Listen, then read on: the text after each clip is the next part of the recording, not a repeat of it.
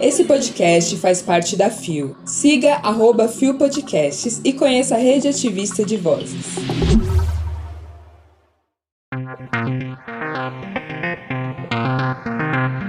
Política trans, Bob Kinner é eleita na Índia. Versão brasileira de RuPaul's Drag Race é confirmada. A importância do acompanhamento psicológico no diagnóstico de HIV. Quarta-feira, 14 de dezembro de 2022. Olá, eu sou Nara Lívia e este é mais um Bom Dia, Bicha! Levanta, viada, vamos assim! O seu podcast diário de notícias sobre as comunidades LGBTQIAP+. 6 e ônibus.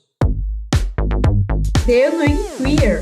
Mulher trans é eleita para cargo político em Delhi, na Índia.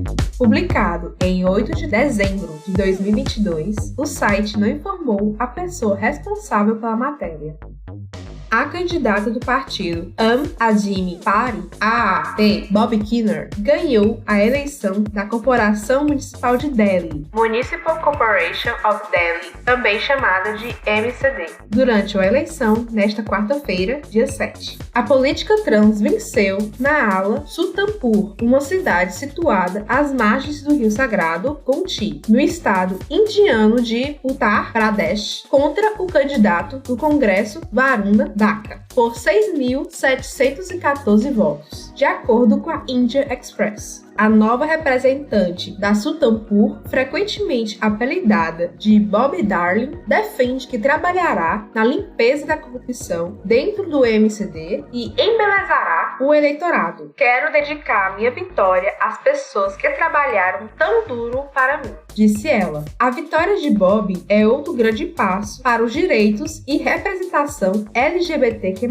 na Índia. Embora o país tenha muitos direitos para minorias queer, ele ainda tem um longo caminho a percorrer para realizar a verdadeira igualdade. Em 2014, o Supremo Tribunal da Índia reconheceu transgêneros como o terceiro gênero, com direitos reconhecidos e tratamento igualitário concedidos. No país, fornecer direitos às pessoas transgênero é mais aceitável do que descriminalizar a homossexualidade. As transexuais rediras são vistas como o terceiro gênero no país e também são consideradas figuras místicas e, por isso, são respeitadas. Porém, o casamento entre pessoas do mesmo sexo ainda é proibido, apesar das tentativas rotineiras dos ativistas de reverter a política de governo. A incapacidade de se casar significa que o casal não pode adotar juntos, nem podem herdar os bens um do outro.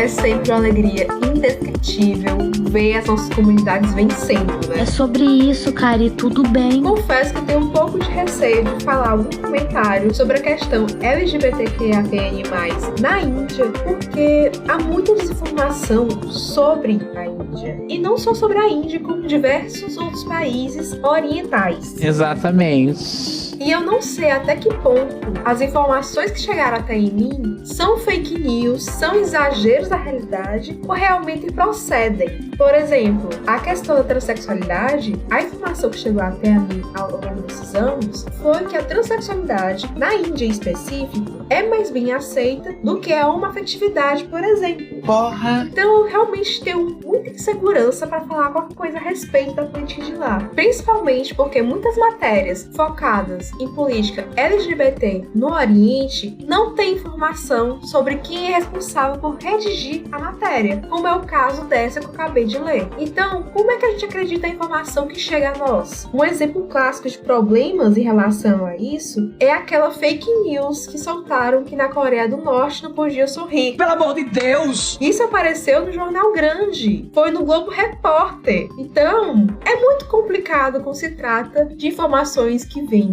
de países que são de uma realidade cultural muito diferente da nossa e que nós temos o preconceito sim, e que ainda por cima, quando a informação chega a nós, ela tende a ser distorcida por confiável, e quando aparece confiável não tem informação da pessoa que redigiu aquilo, que está por trás daquilo. Você tá me entendendo? E o exemplo que eu dei é um exemplo que tem respaldo, né? Tem várias pessoas por trás. Imagina uma matéria que não tem nada. Então, eu fico muito segura de comentar. De toda forma, eu fico muito feliz de ver uma pessoa trans em um local de poder, que é um local que nos é negado constantemente. Tá entendendo? E ele pode ser nosso, se a gente quiser. Mais detalhes sobre Bob Kinner é só acessar o link da matéria que está na descrição desse episódio.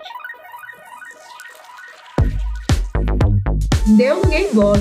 Versão brasileira de RuPaul's Drag Race é confirmada pela MTV em Paramount. Publicado em 12 de dezembro de 2022 por David Pazzato.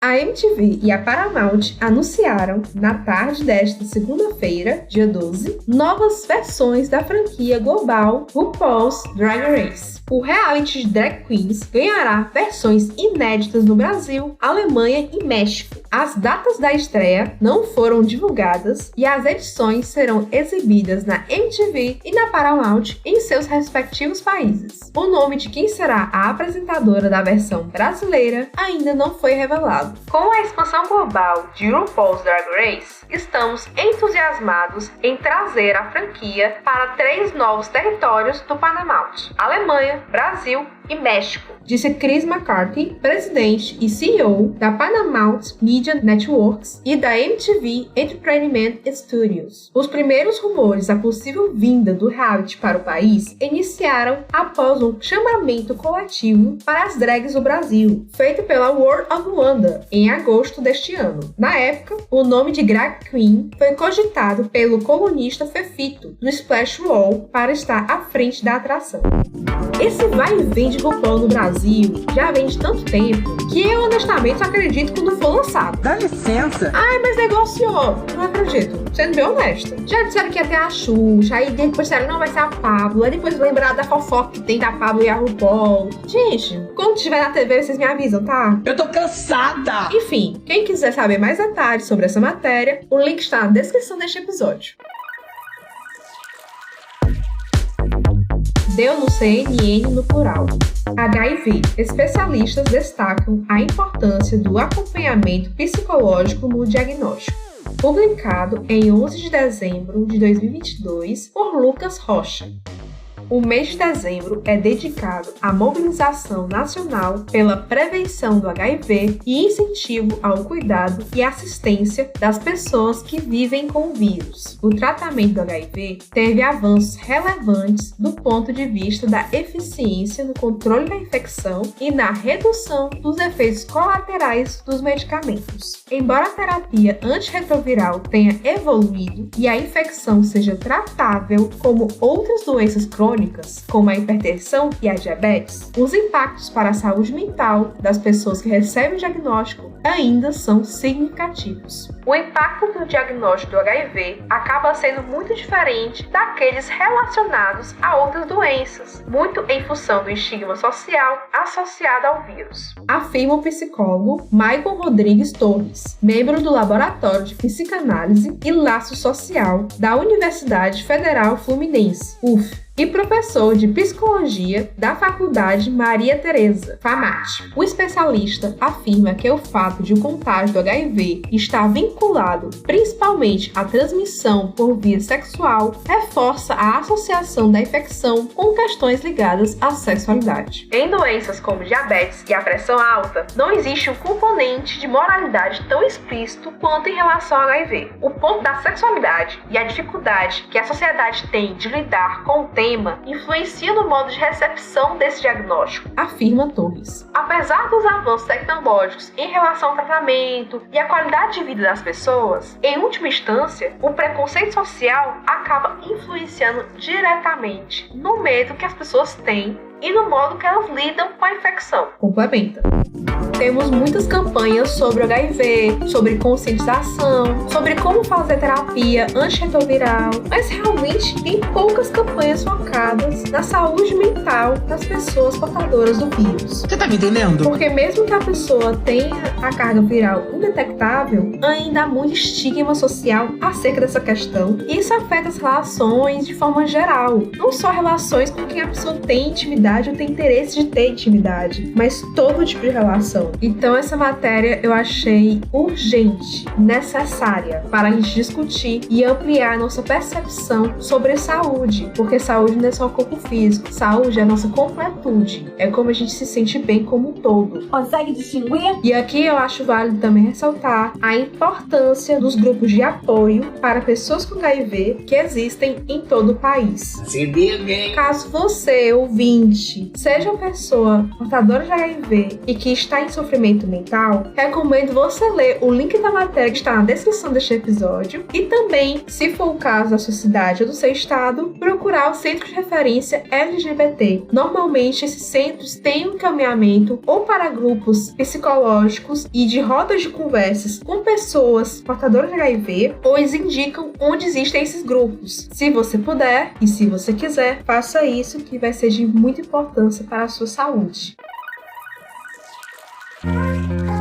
Chegamos ao final de mais um Bom Dia Bicha. E simbora, meu povo, coragem, que ainda é quarta-feira. Eu tô cansada! O Bom Dia Bicha tem identidade visual, edição e produção de Rod Gomes, idealização de GG, pesquisa e roteiro de Zé Henrique Freitas, que apresenta juntamente com Rod Gomes, Isa Potter, Bia Carmo e eu, Nara Lívia. O programa integra a Fio Podcasts. Conheça os outros programas da Rede Ativista de Vozes. E não deixe de nos visitar e de nos seguir nas nossas redes sociais. Os links para as redes e para as matérias que você ouviu neste episódio estão na descrição. Lembrando, amanhã tem mais Bom Dia Bicha a partir das 6 da manhã com Isa Potter. Um cheiro!